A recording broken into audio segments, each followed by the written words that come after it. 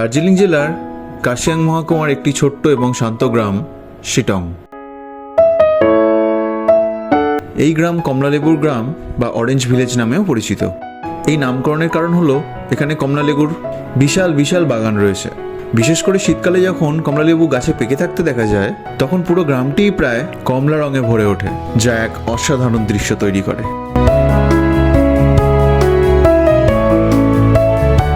আজ 12ই জুলাই 2025 আর ঘড়িতে বাজছে সন্ধ্যে 7টা প্রায়। আর আজকে যাচ্ছি আমরা নর্থ বেঙ্গলের অফবিট কিছু জায়গায়।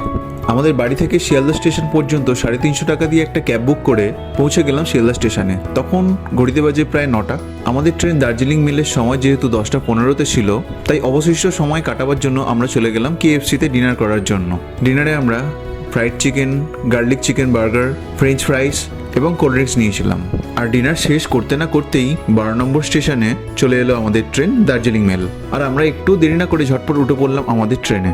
আর সারাটা জার্নি উপভোগ করতে করতে পৌঁছে গেলাম NJPতে।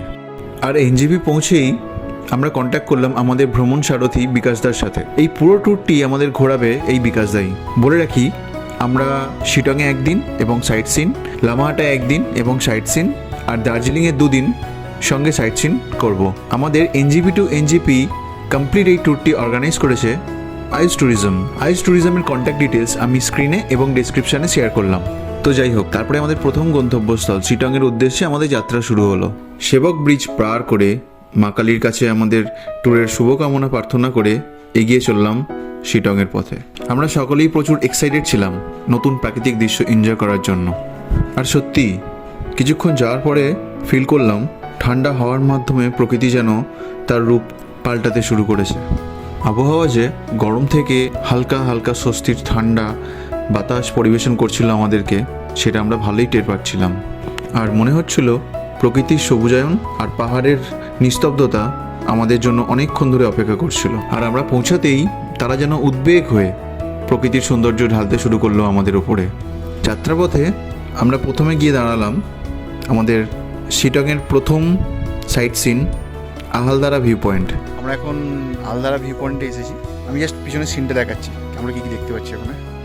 এই ভিউ পয়েন্টের অ্যাকচুয়াল নাম সেলফু শিটং কাশমহল। স্থানীয় ভাষায় দাঁড়া শব্দের অর্থ পাহাড়ের চূড়া। এই আহালদারা ভিউ পয়েন্ট একটি 360 ডিগ্রি ভিউ প্রদান করে, যার একদিকে রয়েছে কাঞ্চনজঙ্ঘার পরিষ্কার রেঞ্জ, অন্যদিকে তিস্তা নদীর সুন্দর দৃশ্য। সেলফু হিলসের সর্বোচ্চ বিন্দুতে অবস্থিত এটি একটি অসাধারণ ভিউ পয়েন্ট।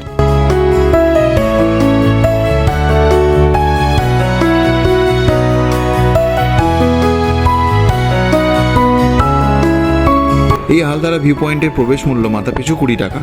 আর এখান থেকে নভেম্বর মাসে আকাশ পরিষ্কার থাকলে খুব স্পষ্টভাবে কাঞ্চনজঙ্ঘা পাহাড়ের সুন্দর রূপ দর্শন করা যায়। আমরা যেহেতু জুলাই মাসে এসেছি, তাই এখন মনসুনের সময়, আকাশ মেঘলা, তাই কাঞ্চনজঙ্ঘার দৃশ্য পাওয়া গেল না। কিন্তু তাও আমরা এখান থেকে অনেক কিছুই দৃশ্য, যেমন তিস্তা নদী, এছাড়াও আরও পাইন বনে ঢাকা অনেক পাহাড়ের সুন্দর রূপ উপভোগ করলাম। তারপর এখানকারই এক লোকাল দোকান থেকে নিয়ে নিলাম এখানকার ফেমাস চিকেন মোমো। এখানে 50 টাকায় 8 পিস চিকেন মোমো এবং 50 টাকায় 10 পিস ভেজ মোমো পাওয়া যায়। আর এখানকার মোমোর টেস্ট যে এত ডেলিশিয়াস, তা তোমরা হয়তো কেউ কেউ নিশ্চয়ই টেস্ট করেছো। তারপর আমরা আবার যাত্রা শুরু করলাম হোমস্টের পথে। আর কিছুক্ষণ পরেই পৌঁছে গেলাম এখানকার second view point Namthing Pokhri lake. বলে রাখি, এই লেকটি 4000 ফুট উচ্চতায় অবস্থিত। একটি শীতের সময় শুকিয়ে থাকে প্রায়, যেহেতু এটা বর্ষার সময় তাই এখানে জল আছে। আর এই লেকে 6 থেকে 10 ইঞ্চি পর্যন্ত পাহাড়ি ট্রাউট ফিশের দেখা পাওয়া যায়। এখানে প্রবেশ করার সময় শ্রী হনুমানজির দর্শন পেলাম আমরা। তারপরে দেখলাম সুদূর বিস্তৃত পাইন জঙ্গলে ঘেরা নামথিং পোখরি লেক এর সৌন্দর্য। তারপর ওখান থেকে আমরা চলে গেলাম আজকের লাস্ট ভিউ পয়েন্ট কমলা টি গার্ডেনে। পাহাড়ের নিচ থেকে শুরু করে ওপর পর্যন্ত বিস্তৃত এই টি গার্ডেনের সৌন্দর্যের আকর্ষণে আমরা স্তম্ভিত হচ্ছিলাম। মনে হচ্ছিল আর যেন এখান থেকে ফিরে যেতে না হয়, কিন্তু ফিরতে না চাইলেও ফিরতে তো হবেই। আর আমরা হয়তো জানি না, এর থেকে হয়তো আরও ভালো কিছু শিটং আমাদের জন্য নিয়ে অপেক্ষা করছিল। তাই আমরা এই চা বাগানে কিছুক্ষণ সময় কাটিয়ে কিছু ফটোশ্যুট করে আর দেরি না করে সোজা চলতে শুরু করলাম আর পৌঁছে গেলাম আমাদের হোমস্টেতে। আমাদের এক্সাইটমেন্ট ছিল হোমস্টে নিয়ে, কারণ আমরা জানতাম না আমাদের হোমস্টেটা কেমন জায়গায় হবে আর সেখান থেকে কি কি ভিউ আমরা পাবো। কিন্তু আমরা এসে জাস্ট স্টান্ট হয়ে গেলাম। এত সুন্দর জায়গায়, এত নিস্তব্ধ জায়গায়, একদিকে পাইন বন, অন্যদিকে পাহাড়ে ঘেরা আমাদের হোমস্টে। এই ভিডিওটির মধ্যে বলা উল্লেখ্য যে আমাদের এই কমপ্লিট ট্যুরটি অর্গানাইজ করেছে আয়ুষ ট্যুরিজম। তোমরা যদি কেউ এখানে আসতে চাও আর আমাদের মতো এইরকম হোমস্টেতে থাকতে চাও, তাহলে আমাদের সাজেশন তোমরা অবশ্যই কন্ট্যাক্ট করো আয়ুষ ট্যুরিজমকে। এখনও পর্যন্ত আয়ুষ ট্যুরিজম নিয়ে আমাদের ফিডব্যাক খুব ভালো। আয়ুষ ট্যুরিজমের কন্ট্যাক্ট নাম্বার আমি স্ক্রিনে এবং ডিসক্রিপশানে শেয়ার করলাম। এই হোমস্টের ব্যাপারে বলবো, তার আগে একটু রুম ট্যুর করে নিই। মেন দরজা দিয়ে ঢুকে সামনেই হচ্ছে এটা রান্নাঘর আর ডাইনিং। আর ইনি হচ্ছেন এই হোমস্টের ওনার। আর এই যে সোজা নিচে নেমে যাচ্ছে, এখানেও 3টে ঘর রয়েছে, কিন্তু আমরা যাবো ওপরে গিয়ে এটা হচ্ছে প্রথম ঘর। এটাতে আমরা থাকছি না, তাও একটু জাস্ট দেখাচ্ছি। এই ঘরে 2টো বেড রয়েছে, 4 জন থাকা যাবে আরামসে। এটা মিরর। আর সামনে রয়েছে বাথরুমে রয়েছে ওয়েস্টার্ন কমান্ড আর দরকারি সামগ্রিক সমস্ত।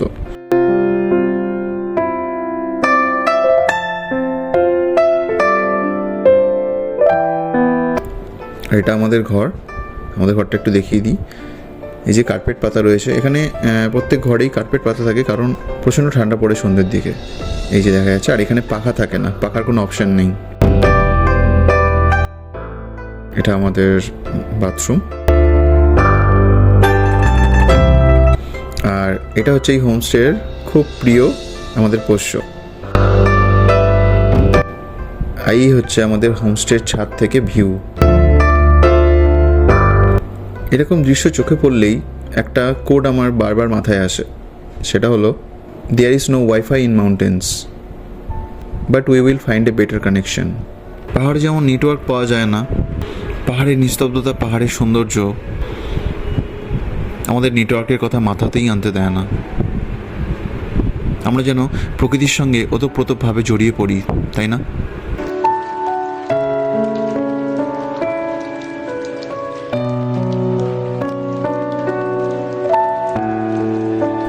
তারপরে আমরা লাঞ্চের জন্য চলে গেলাম। সত্যি খুব খিদে পেয়ে গেছিলো, কারণ গতকাল ডিনারের পরে আজকে আর আমাদের কিছু খাওয়া হয়নি। আমাদের জন্য অপেক্ষা করছিল ভাত, মিক্স ভেজ, ডিমের কারি, ঝুরি আলু ভাজা, ডাল, পাঁপড় ভাজা আর স্যালাড। যেহেতু আমরা অনেকক্ষণ কিছু খেয়েছিলাম না, তাই আমরা আর কথা না বাড়িয়ে তৃপ্তি করে আমাদের লাঞ্চ কমপ্লিট করলাম। আর লাঞ্চ সেরে ঝটপট চলে গেলাম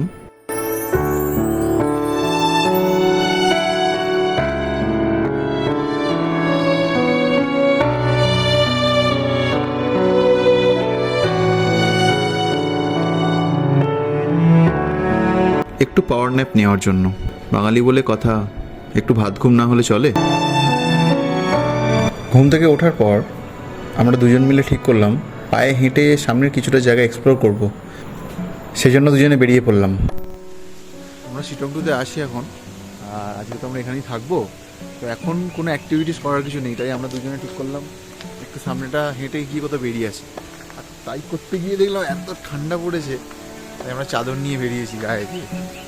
হঠাৎ করে ওয়েদার চেঞ্জ হয়ে গেছে এখানে। হ্যাঁ, আর সামনে যাই একটু দেখি এখানকার আশেপাশের জায়গাগুলো কেমন, একটু পায়ে হেঁটে দেখি কতটা কি এক্সপ্লোর করা যায়। সামনে কিছু দূর হেঁটে যাওয়ার পরেই আমরা দেখতে পেলাম ছোট্ট একটি স্বচ্ছ জলের ঝর্ণা। যদিও এটা পানীয় জল নয়, এখানকার স্থানীয় মানুষরা পানীয় জল ঠিক এইভাবে পান, সেই জন্য সরকার এটা বানিয়ে দিয়েছে। আর এখান থেকে মাটি থেকে ওঠা জলটা স্টোর হয়, আর সেটা এতটাই স্বচ্ছ যে খাওয়ার জন্য উপযুক্ত। আর স্থানীয় জায়গায় এই জলটা পানীয় জল হিসাবে সরবরাহিত হয়।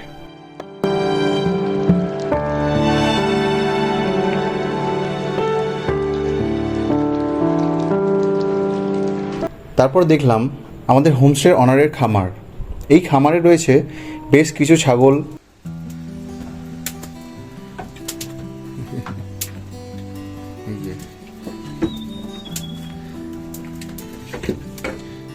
একটি গরু এদের থেকে প্রত্যেক দিন দুধ সংগ্রহ করা হয়। তারপর এনাদের নিজেদের ভুট্টা চাষ রয়েছে শিটংয়ের ফেমাস লঙ্কা, যার নাম ডাল্লে খুরসানি। कल जो मिर्ची खाया था ना वो वाला बहुत तीखा था। এই যে লঙ্কা গাছ চাষ, এই লঙ্কা স্বাস্থ্যের পক্ষে খুব উপকারী। তারপর ওনাদের নিজেদের চা চাষ রয়েছে এবং সেখান থেকে চা তোলার প্রসেসও আমরা দেখলাম বেশ কিছুক্ষণ ধরে। শুধু এখানেই শেষ নয়, এনাদের এই হোমস্টেটি নতুন তৈরি হচ্ছে। এছাড়াও এই গাছগুলো ওনারা বসিয়েছেন, এই গাছগুলোর নাম আমি জানি না, কিন্তু এই গাছের পাতা একটু হাতে নিয়ে ঘষে একটি অদ্ভুত সুন্দর ধরনের গন্ধ পেলাম এবং জানতে পারলাম এখানকার লোকাল বুদ্ধিস্ট মনেস্ট্রিতে এই গাছের পাতা থেকে তৈরি ধূপ ব্যবহার করা হয়। এছাড়াও এনাদের ছোট্ট একটি মুরগির ফার্ম রয়েছে, এখান থেকে ওনারা প্রয়োজন মতো ডিম এবং মাংস সংগ্রহ করেন। এনাদের এত কিছু রয়েছে দেখে আমাদের সকলেরই প্রায় একবার হলেও মনে হবে কাশ এইসব কিছু যদি আমারও থাকতো। তো যাই হোক, তারপর আমরা হোমস্টেতে ফিরে এনাদের চা বাগান থেকে তুলে আনা চা টেস্ট করলাম ভেজ পকোড়ার সাথে। চায়ের টেস্টটা ছিল বেশ সুন্দর। চা বিরতির পর আমরা সকলে আমাদের ব্যালকনিতে বসে প্রকৃতির স্বাদ নিচ্ছিলাম। আর তারপর সন্ধ্যা নেমে এলো আর শুরু হলো বজ্র বিদ্যুৎ সহ প্রবল ঝড় বৃষ্টি।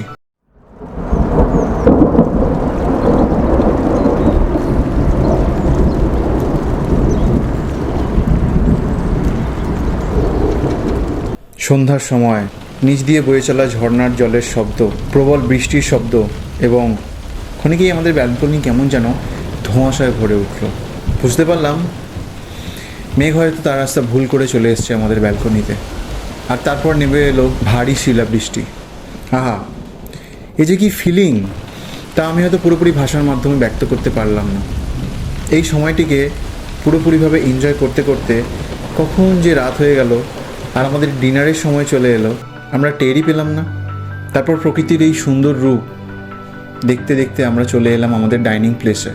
আজ ডিনারে আমাদের জন্য ছিল চিকেন কষা, রুটি ও স্যালাড। কেমন লাগছে এই বৃষ্টির মধ্যে, মেঘের মধ্যে ডিনার করতে?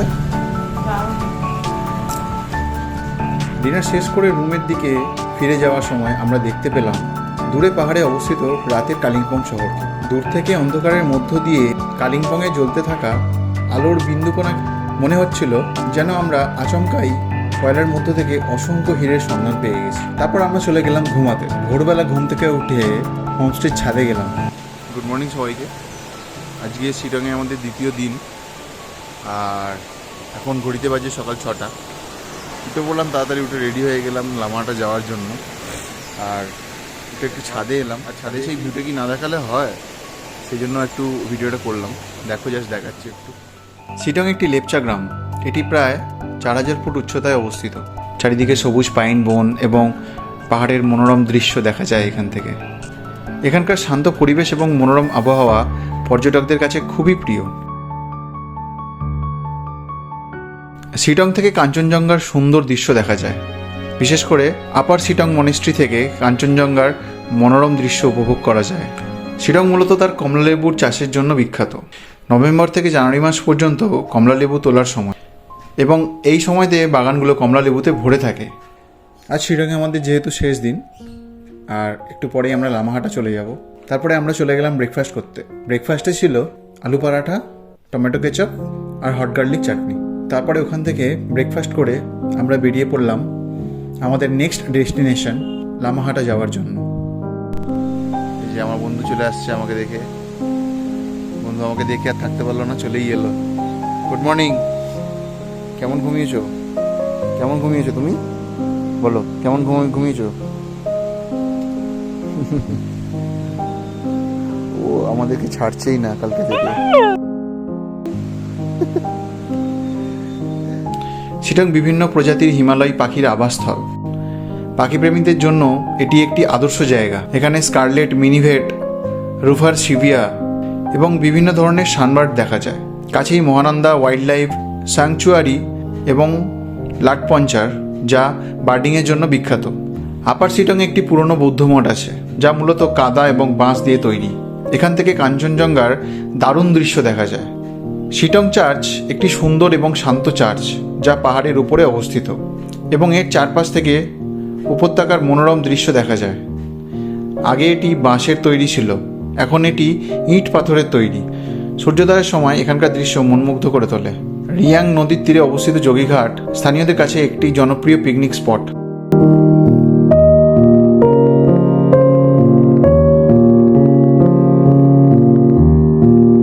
শিলং থেকে প্রায় 25 কিলোমিটার দূরে অবস্থিত লাটপঞ্চার বার্ডিং প্যারাসাইট নামে পরিচিত এবং এখানে বিভিন্ন প্রজাতির পাখি দেখা যায়। শিলং থেকে প্রায় 8 কিলোমিটার দূরে অবস্থিত মংপু, এটি কবিগুরু রবীন্দ্রনাথ ঠাকুরের আবাসস্থলের জন্য বিখ্যাত। এখানে তিনি তার জীবনের শেষ কিছুদিন কাটিয়েছিলেন।